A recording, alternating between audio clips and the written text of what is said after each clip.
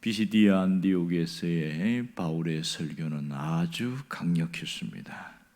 그런 과거 이스라엘의 출애굽 사건부터 시작을 하고 있습니다. 여기에서 도입부에서는 주어가 하나님이었습니다. 하나님께서 이스라엘 백성들을 선민으로 선택하시고 또 하나님께서 그 노예로 있던 그들을 높여주셨고 하나님의 큰 권능으로 이집트의 노예살이에서 해방시켜 주셨다. 그 얘기를 시작하고 있지요. 또 하나님께서는 큰 권능으로 그 40년 동안 광야 생활을 하나님께서 책임져 주시고 보호해 주신 것을 이야기합니다. 뿐만 아니라 가나안 땅에 들어가기까지 7족속을 하나님이 직접 멸하셨습니다. 실상 여호수아가 이끄는 군대는 그냥 가기만 했지 하나님께서 주도적으로 이끌어 가신 것을 보게 되어집니다. 결국은 그 가나안을 이스라엘 백성을 위한 기업으로 주셨지요. 자, 여기까지 오고 있는 그 시간이 450년입니다. 노예살이에서 가나안 정착까지가 450년이었다. 이 모든 과정 속에 하나님의 개입하심과 하나님의 책임져 주시는 그 놀라운 은혜가 있었다는 것을 이야기합니다. 이것을 시대별로 이야기하면 여기까지가 정복 시대입니다. 그리고 그 다음은 사사 시대로 넘어갑니다. 20절을 보면 이렇게 나오죠. 그 후에 선지자 사무엘까지 사사를 주셨더니 그렇게 말합니다. 오늘 여기서 우리가 주목할 것은 사사를 주셨다. 이 말을 우리가 한번 보아야 됩니다. 자, 여기서 사사라는 게 뭘까요? 사사는 두 가지 의미가 있는데 하나는 재판관, 심판자 이런 의미를 갖고 있습니다. 평소에는 재판을 하는 일을 했지만 나라가 어려움이 있고 외세의 침략이 있을 때는 하나님의 어떤 구원자가 되어서 어떤 장군과 같은 역할을 하고 그렇게 합니다. 결국 사사는 하나님이 세우신 지도자인 것을 알 수 있죠.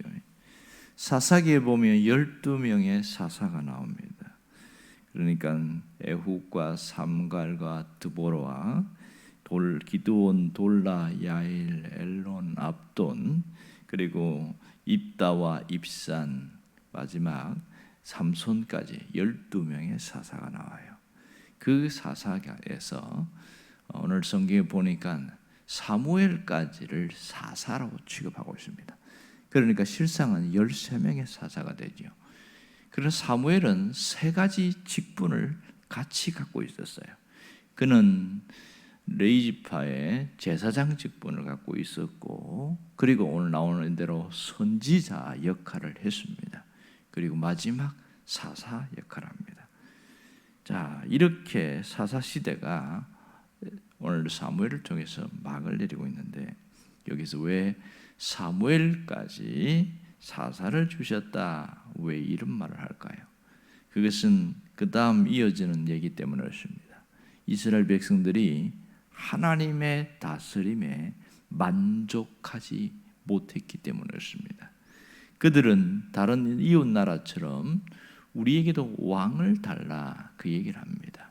그것이 오늘 21절이지요. 그 후에 자 오늘 사무엘 앞에서도 그 후에 그런 얘기를 하고 또 여기 21절에도 보면 그 후에 이렇게 합니다. 왕을 구하거늘 하나님의 다스림이 아니라 왕이 다스리는 그런 통치를 원했던 것이죠.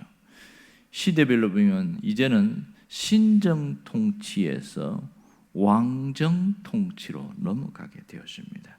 그래서 첫 번째 오늘 하나님이 주신 왕이 누구예요? 사울이었습니다. 여기 보면 하나님이 베냐민 지파 기스의 아들 사울을 왕으로 주셨다 그 얘기를 하고 있지요.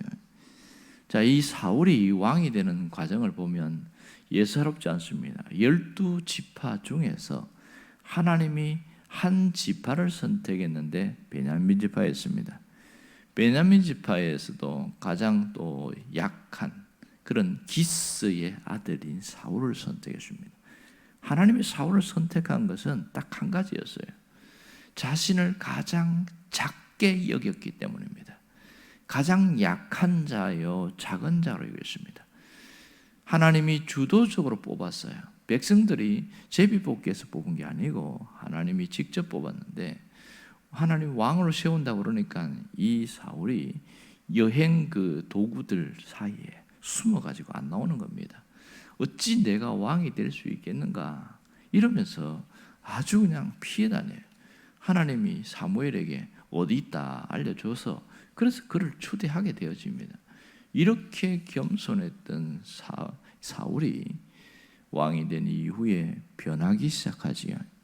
자, 사울이 40년간 통치했는데 2년간은 정말 잘했습니다. 아주 겸손하고 그렇게 처음 마음 끝까지 갔어요. 그런데 2년이 지난 이후부터 달라지기 시작했어요. 변질되어 버린 것이죠. 그 변질된 것 때문에 결국 하나님이 더 이상 사울을 쓰실 수가 없어서 그를 버리고 다윗을 뽑기 시작한 겁니다. 사울이 선택될 때에는 스스로 작게 여겼기 때문인데, 그가 스스로 크게 여기고 위대한 자로 취급하면서 그는 더 이상 쓸 수가 없는 것이지요. 가장 큰 충격은 아말렉 전쟁 이후부터입니다. 아말렉과의 전쟁 이후에 그가 자기를 위하여 기념비를 세우지요. 그때부터 하나님은 그를 쓸 수 없었습니다. 가장 결정적인 사건은 블레셋과의 전투에서 사무엘이 제사를 드려야 되는 그 기회에 스스로 왕이 제사를 합니다. 까짓 거 그거 뭐 어려우냐? 하면 안 되는 것을 해서 결국은 완전히 버림받아 버립니다. 하지만 그렇다고 해서 왕직을 수행하지 않은 건 아니에요. 마지막 그 긴 시간 동안 왕으로서 있습니다. 왜 이랬을까요? 하나님께서 그에게 기회를 주시는 거죠. 회개할 기회, 돌이킬 기회, 하나님 앞에 돌아설 기회를 주었습니다. 그런데 마지막까지 그는 돌아오지 않습니다. 성경을 가만히 읽어보면 인간적으로 사울이 큰 범죄를 한 행위는 별로 안 보입니다. 하나님께 대하여 잘못한 것들만 많이 나타나고 있어요. 조금 어리석은 면은 있긴 하지만 그렇다고 해서 다윗보다 그런 큰 죄를 지은 것은 별로 보이지 않습니다. 그럼에도 불구하고 하나님이 사울을 버렸다는 것을 우리가 봐야 됩니다. 오늘 하나님 앞에 버림받은 이유는 그가 처음 마음을 버리고 하나님을 밀어냈기 때문에 그렇습니다. 하나님 없는 통치, 하나님 없는 다스림을 그가 해왔기 때문에 결국은 이 모양이 됐습니다. 오늘 이 말씀 통해서 우리에게 주시는 놀라운 교훈이 있습니다. 그것은 선택받은 것보다 더 중요한 것은 삶의 태도라는 사실입니다. 하나님 앞에 선택을 받았지만 어떻게 살아가느냐, 어떻게 신앙생활을 하느냐에 따라서 평가가 달라지고 결과가 달라진다는 사실이죠. 우리는 하나님의 자녀로 선택받았습니다. 하지만 내가 어떤 모양으로 어떤 모습으로 살아가느냐, 그렇게 신앙생활을 하느냐에 따라서 어떤 경우는 끝까지 쓰임받을 수도 있고 또 어떤 경우는 사울처럼 외면당할 수도 있다는 사실입니다. 그러므로 삶의 태도를 바꾸지 않으면 새로운 삶, 변화된 삶을 기대하기가 어렵다는 겁니다. 우리의 삶의 태도를 온전히 바꿀 때에 온전한 회복의 역사가 일어나게 되었습니다. 그런데 신앙생활 하는 사람 가만히 보면 처음 마음 끝까지 가는 게 생각보다 쉽지가 않아요. 중간에 우여곡절이 참 많아요. 시험 들기도 하고 어려움 때문에 또 하나님을 떠나기도 하고 중도 이탈하거나 또 뭐 중간에서 떠나는 경우도 굉장히 많습니다. 성경에 보면 예수님의 제자 중에 똑똑한 그 가룟 유다도 결국은 중도 이탈해 버렸거든요. 바울을 따라다녔던 신실했던 데마라는 사람도 세상이 이렇게 좋았고 데마가 바울을 떠나고 하나님을 떠나는 그런 안타까운 일들이 생겼습니다. 왜 이렇게 중도에 이탈하는 현상이 생길까요? 그것은 처음 마음을 끝까지 가지 못하기 때문에 나타나는 현상입니다. 순수한 마음으로 시작했지만 그 속에 육체의 욕심을 따라 살고 죄의 유혹을 따라 살게 되어지면 변할 수밖에 없는 것이죠. 예수를 믿으면 우리에게 신분의 변화가 일어납니다. 새로운 신분이 주어지죠. 마귀의 종이었다가 하나님의 자녀가 됩니다. 하나님의 친백성, 하나님의 주신 하늘 시민권을 얻게 되어져요. 그것은 신분의 변화입니다. 그것이 우리 삶을 보장해 주지 못한다는 것을 많은 사람들이 모르고 있습니다. 그리고 고린도후서 5장 17절은 유명한 말씀이잖아요. 그런데 그리스도 예수 안에 있으면 새로운 피조물이라, 새로운 피조물이 되었어요. 문제는 그 다음입니다. 신분은 달라졌는데 삶이 달라지지 않습니다. 이전 것은 지나갔으니 보라 새 것이 되어도다. 새로운 신분이 되었는데 여전히 육체의 욕심을 따라 살아가는 사람이 있습니다. 이 육체의 욕심을 따라 살아가는 것이 왜 문제가 되냐면 삶의 목적을 잃어버리게 만듭니다. 급기야에는 하나님조차도 잃어버리게 만든다는 것이죠.